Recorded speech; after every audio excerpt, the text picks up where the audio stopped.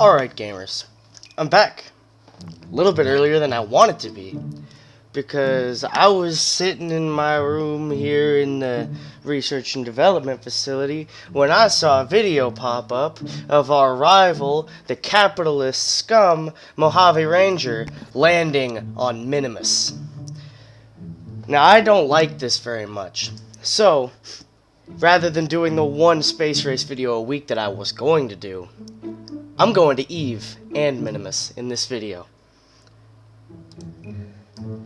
If you've played Kerbal Space Program for any amount of time and have half a brain, you know Eve is hard to land on, with anything. Eve's atmosphere is extremely thick, along with the mass of Eve being stupid. So, you have exceptionally high gravity plus exceptionally high atmospheric density equals parachutes. They work really well, unless you're going even a couple meters per second over speed. This, to design a probe or a lander to land on Eve, it takes a lot of time and a lot of effort to engineer something that can do it. No capitalist could ever do it, so I'm going to do it here just to pull ahead. I have a 2.5 meter fairing, so never mind gamers, we're going to Minimus first. We're already losing to the capitalists enough with us being beaten here. I've already locked like 8 people in the gulag, so yeah. Oh, yeah, forgot. Y'all already know what I'm doing. If you guys know anything about space, you know what I'm doing here. Alright, we're back. And yeah, I'm gonna try to recover these side boosters. Now the thing is, I don't have landing guidance here, unless I'm blind, but I don't think we do. So, I'm just gonna use parachutes and landing legs. So basically, we're gonna fly straight up a little bit, I'm gonna deploy the side boosters, let them land probably back down at KSC, and then keep going. Shut up, Jeb. And this is the Minimus mission. I also replaced this. So, since, we're not capitalist scum, we ran out of money. And we weren't able to put insulating foam on this. But no worries. It's just as good. Let's get on with the freaking mission. Wow. That is an awesome sound through headphones. Those mainsails, holy crap, that's beautiful. Those 3 mainsails freaking screaming through the sky.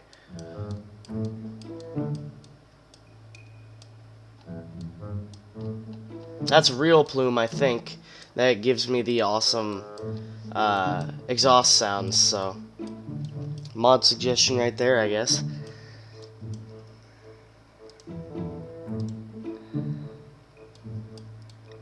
So this is going to be an extremely inefficient flight. Basically, I'm going to fly up until our apoapsis is about 50 to 60 kilometers, drop the side boosters off, keep going, and then later on use FMRS to land the boosters. Oh, yes! Smokescreen's doing its job, and the plume is actually expanding from the mainsail. Because this happens in space. Because you're on the way to a vacuum, the air, the exhaust just gets ripped, like it's being pulled away from the craft, like in all directions. So you end up with plumes that look like that. And I think that it's the coolest thing to implement that with real plume and smokescreen into Kerbal Space Program. So there's those boosters there, and you can see up here with FMRS I can go back in the mission. I can jump back and land them.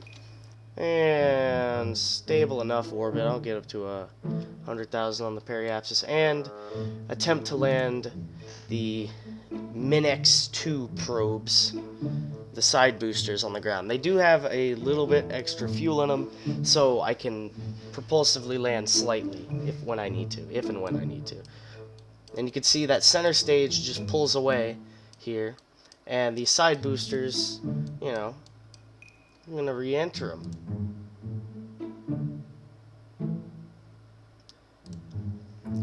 switch back and forth between them just to make sure. Use RCS to keep them set. And I'm actually going to, once we start falling back down, face them retrograde and leave them like that. They should be going down behind here. Anytime I did tests with my like Falcon Heavy replica, the boosters always land back here. So I'm hoping, well, they might land a little bit farther back because we went up higher than my Falcon Heavy boosters usually do. And I do not have any aerodynamic control surfaces, no grid fins or anything, so I'm completely relying on RCS thrusters. Alright. Retrograde facing. And retrograde facing. So these guys, this could look cool. It might not look cool. Never really know. I'm just hoping we are landing on the rough ground, it looks like. Alright, switch to the one that's lower. Hopefully we get enough drag off this thing. I'll deploy the gear, so maybe that'll create enough drag to slow us down. No, it won't. I need to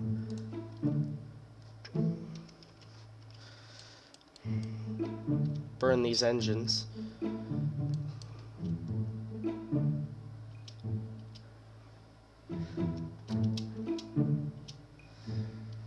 And parachutes are deployed. Hopefully that's slow enough to land after we get down to 1,000. That is it. We're gonna be able to land these boosters, gamers. I'm good at Kerbal Space Program.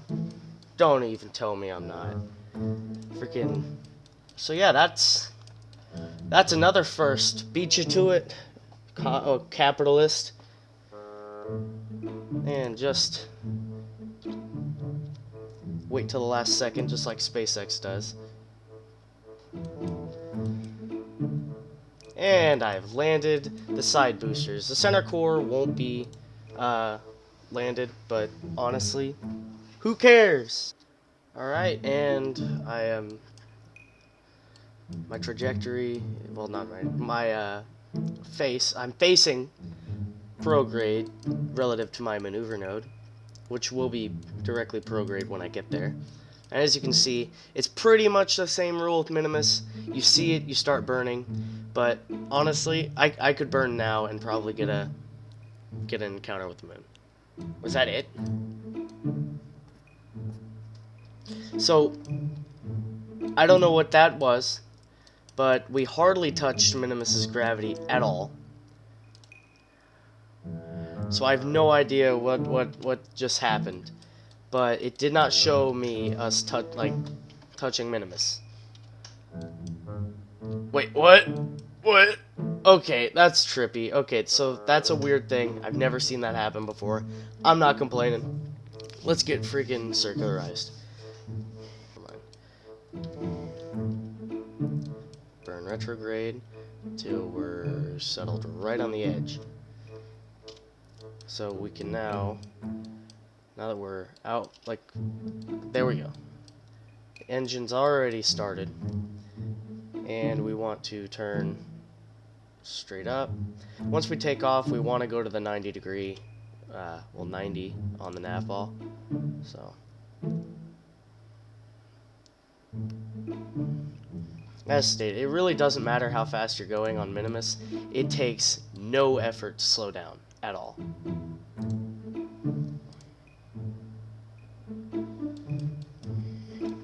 Unless you're using nuclear engines, and I mean that might take a minute, but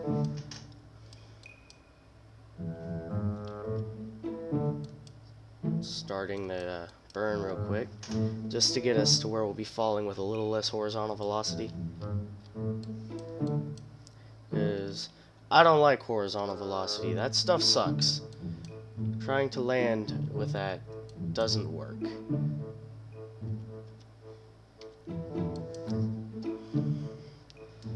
So let's... oh, well, we cannot time warp anymore. So I'm just going to deploy the landing legs and land. Like I said in the last video, I don't put ladders on anything, but here especially, it's not worth putting the extra money and weight on your craft to put ladders on. It really isn't worth it on the moon either, unless you're trying to go for a more realistic thing. Minimus is my favorite of the two moons. I don't know if it's because of the color or just because I don't land on it very much. There we go. And that was actually like an almost perfect landing too. So we're here. Just gonna go ahead and jump off real quick. And there we go. They thought they were ahead, but we were only just slightly behind. And he's never even landed on the Minimus flats, so, I mean, come on, everybody's landed on the Minimus flats. As stated, literally no Delta V required to get here.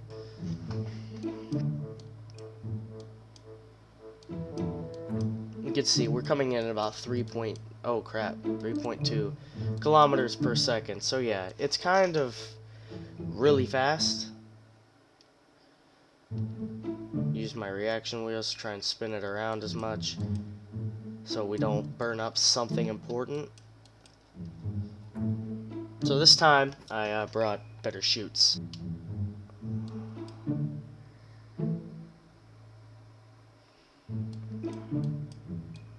Okay, jeez. So yeah, that should be enough science to easily get that fairing and be able to go to Eve. So here we go.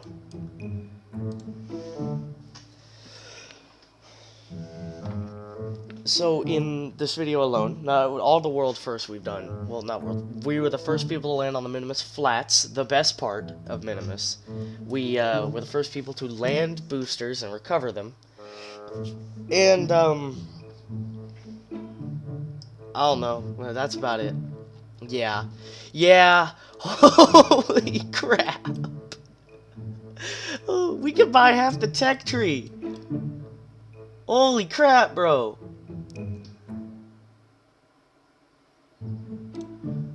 Oh, I'd hate to see what happens whenever I land on frickin' Eve.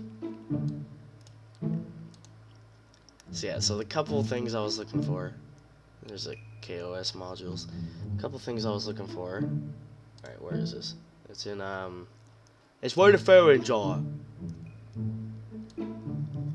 Should be right here. Specialized construction. There it is. So there's that. Go ahead and get aviation and aerodynamics real quick. Get that out of the way. I need... Wait, aerodynamics. That came with grid fins, right? I need grid fins. Specialized control, maybe? I need to find, like, because grid fins are really good for re-entry. That re-entry, well, not re-entry. That, like, I wouldn't have had to burn my engines on those boosters if I had grid fins. They act as air brakes and also control you on the way down. I mean, that's why SpaceX uses them. Composites. Yeah, I'm never gonna buy this. Wait, yeah, I am. Wait, am I? Is any of this useful to me yet? Nah, it isn't.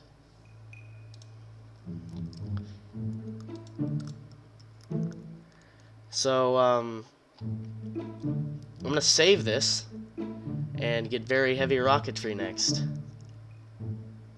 Huh, 666. Alright. Well, time for super warp.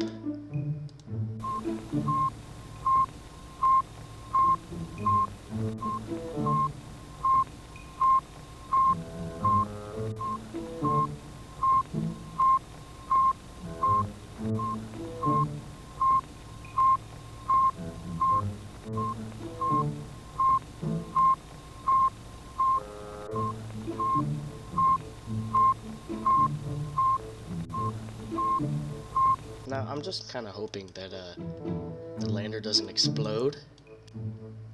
That would suck. But I designed the lander so that it can land in any biome, including the ocean. So if it lands in Eve Sea, it won't really matter.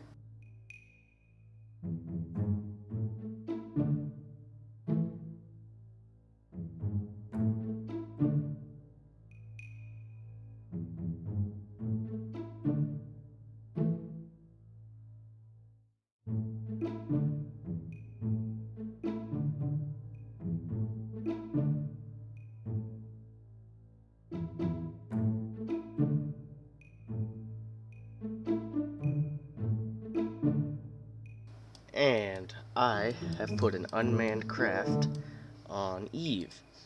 Unfortunately, I'm still gonna have to send a relay satellite to actually get any of the frickin' info. Well, we put a probe on Eve. Granted, not a working one, but we put a probe on Eve. I am an idiot. So, I guess that's the video.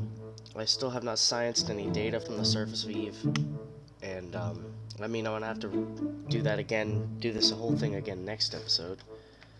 As unfortunate as that is. So yeah. I've landed on Eve.